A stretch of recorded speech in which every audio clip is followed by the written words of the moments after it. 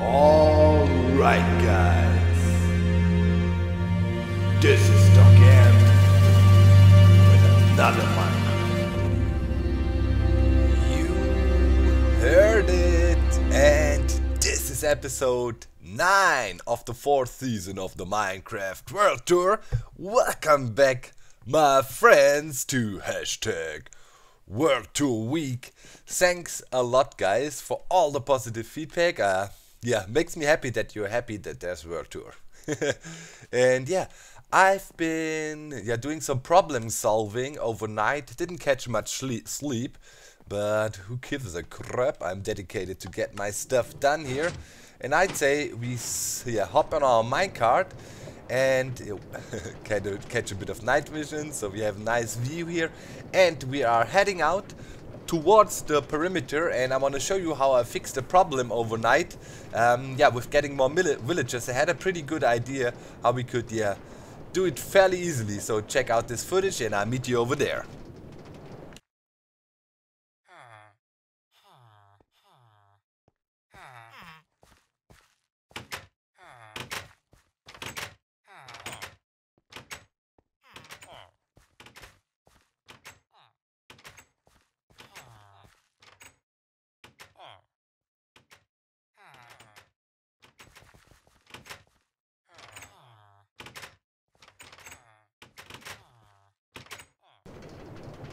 Alright, and here we are. So you saw it.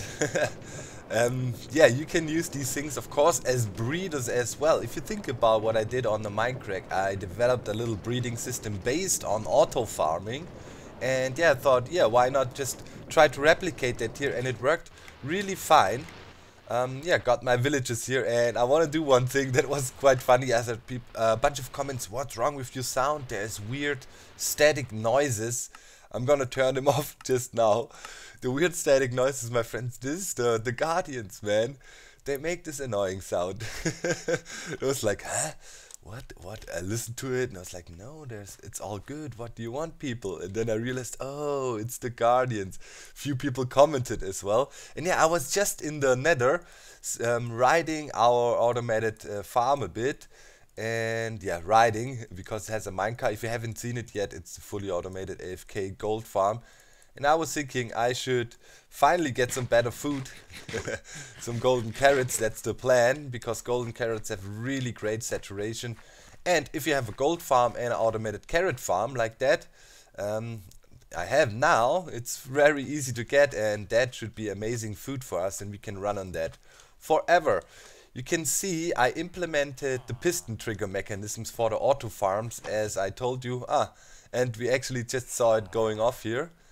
Villager is obviously on there doing his thing.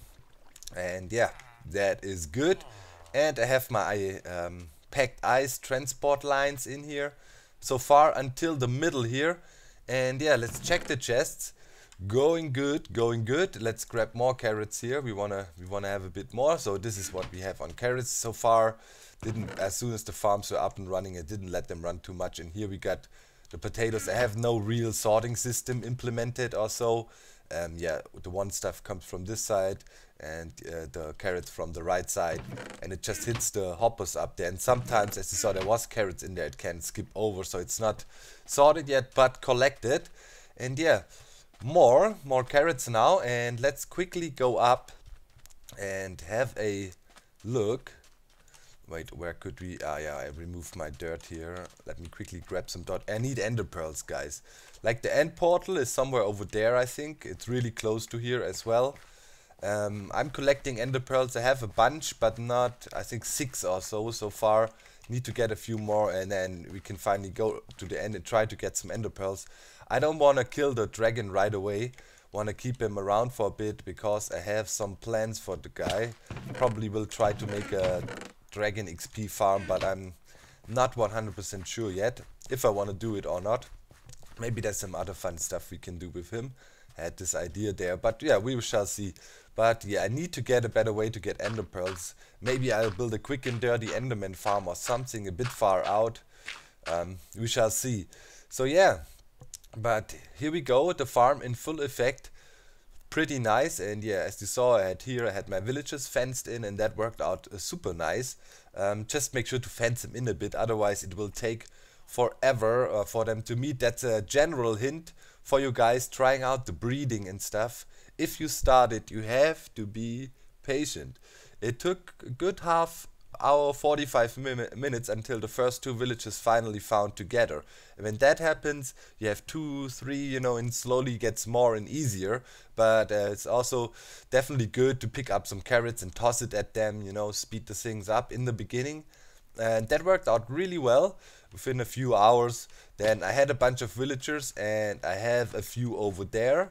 Those are the ones I have over. I transport them in there right away. And yeah, one over there, a farmer, and a regular one, and he's working the carrots, same farm.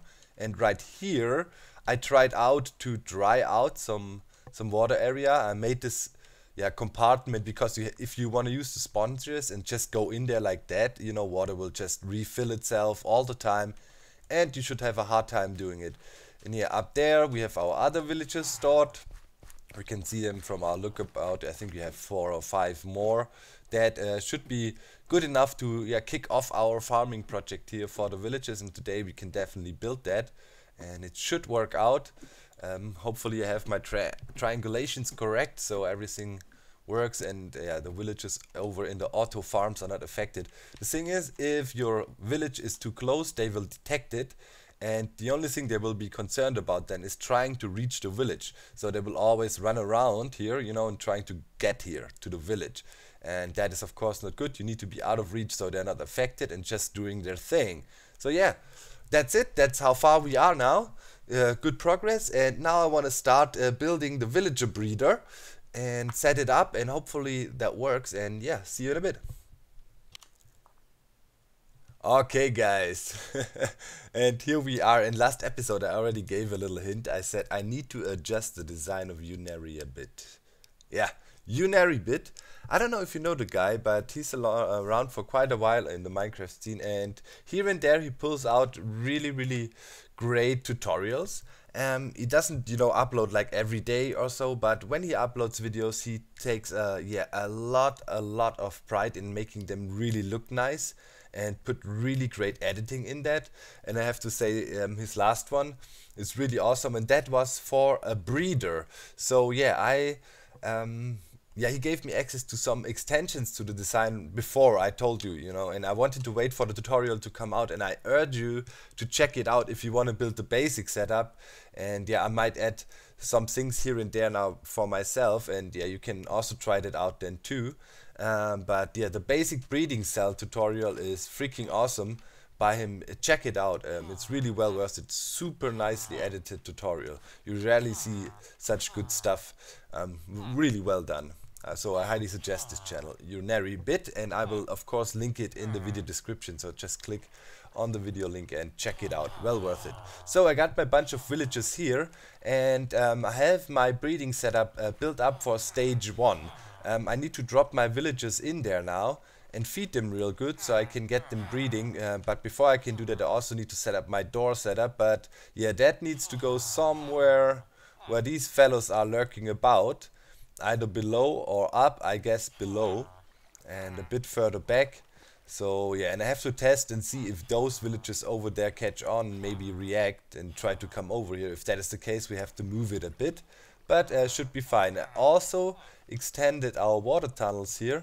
I narrowed it down to a 1 wide slot, and yeah, you can see stuff is arriving back here. I'm collecting some food, and yeah, working with other with Prismarine here again, trying to give it some looks. But we already see where our floor level will be basically, and that is around here. I want to have, you know, this tube going below us, and yeah, it's not perfectly in the center, because this is a 1 wide design. I was thinking of adjusting it, making it 2 wide, but I thought, nah, it's actually cool the way it is, and I will just adjust this accordingly. And at the moment, yeah, it works fine. We just narrow it down, and all the food arrives back here, and then I can process it further on and use it to keep this thing running automatically, auto breeder, and there will be an overflow protection and so on. So all the good stuff that we need. So yeah, that's that. And now what I have to do is I need to get my villagers, which I have here, and yeah, I need to build some yeah, temporary dirt. This dirt you can see is also temporary. This is a loop.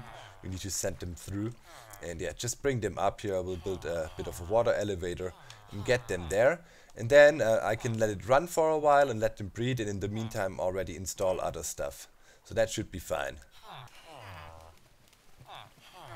Alright, the breeding is working really well. Look at that. I have a new generation of villages down there that is, and I think 3 new ones are already grown up and up in there. So it's working perfectly fine. Have my cell back there positioned, and I was checking the villagers in the farms are not affected. It's a good sign. So the triangulations we did beforehand were correct. And yeah, morning is rising. And in the meantime I already installed the overflow protection system. You can see those poor suckers are standing on top of the lava right now. But don't worry, they're not in danger. This is yeah, a part that is used to drag out the villagers later on. They will stand here. This will only be grown-ups later down the line. And I can pick him here with the minecart, and from here we can do whatever. And here you can see the overflow system that is also designed by Unary Bit, and that is part of the design he showed us weeks ago.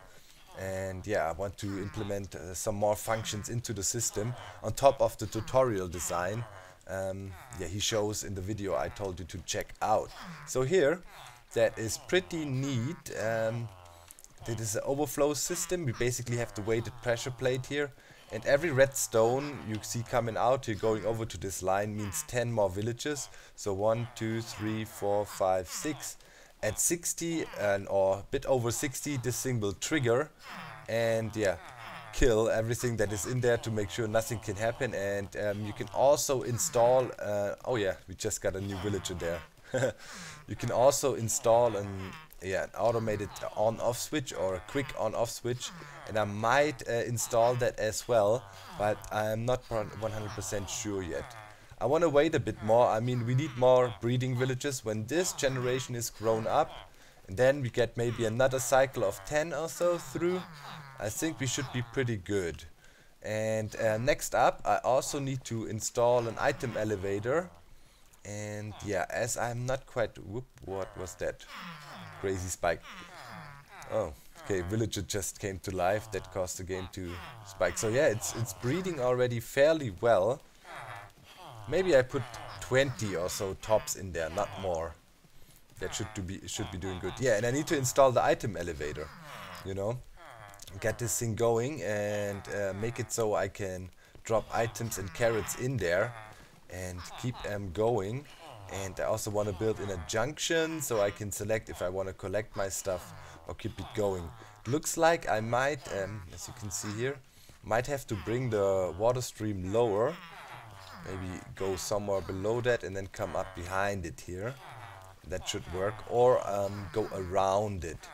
I'm also yet not 100% sure though. But yeah, breeding those villages will take a while, and yeah, I want to get that done first before I keep messing with it anymore. So we shall see. Alright, so I have to do a little bit of load balancing here. Let's see. Because, you know, I need to align the items properly so they work with the item elevator I made back there, and I want to install a junction. Problem is right now I'm basically out of white glass again.